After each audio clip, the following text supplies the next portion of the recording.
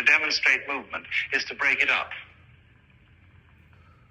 If C decides to stay here at this constant distance from them both, you see?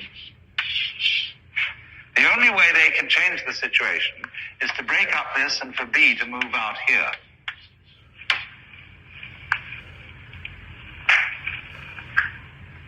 And notice this, that in this situation, the three of them can only move within a plane, within a surface. Because wherever there are 3 points, they will always lie on a surface. Just as where there are only 2 points, they will always lie on a straight line. So here, in the first place, we had a one-dimensional world with 2 balls. I can always have the base of the vase, the bulb here, and each fist in one flat plane. In other words, supposing now you see here, they're in a plane. There's a triangle, a flat triangle, which joins all these 3 points. If I move this one, I've simply turned the triangle. If I move it this way, I've turned the triangle again. They're always in a plane. Yes, but even with that, you see, you can see what they're saying. Now, these fellows say, look here, we can't decide where we are in relation to each other. This majority thing doesn't give us the real truth. It's only popular opinion. And furthermore, since we're only thinking in surfaces, our judgment is rather superficial.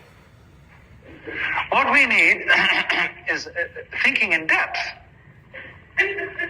Somebody profound, somebody who can stand aside from this situation and look at it objectively and tell us what we're really doing. So we now invent a 4th ball, D. D for depth. And this is the objective observer who will now tell us how these 3 are moving. And so you've got now your 3rd dimension, the dimension of depth, thickness, which gives us substance. All this was hitherto rather abstract.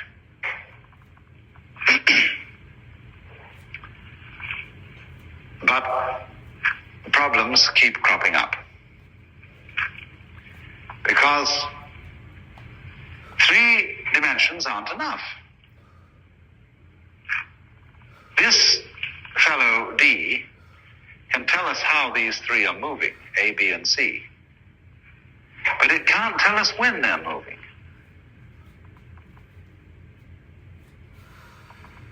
Do you see that? The rate of motion is going to be quite as important as the how and or shall I say the where of their movement.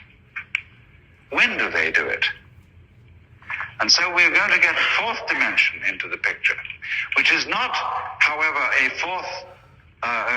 5th ball, but a scale. A way of marking off any motion as from here to here, like this.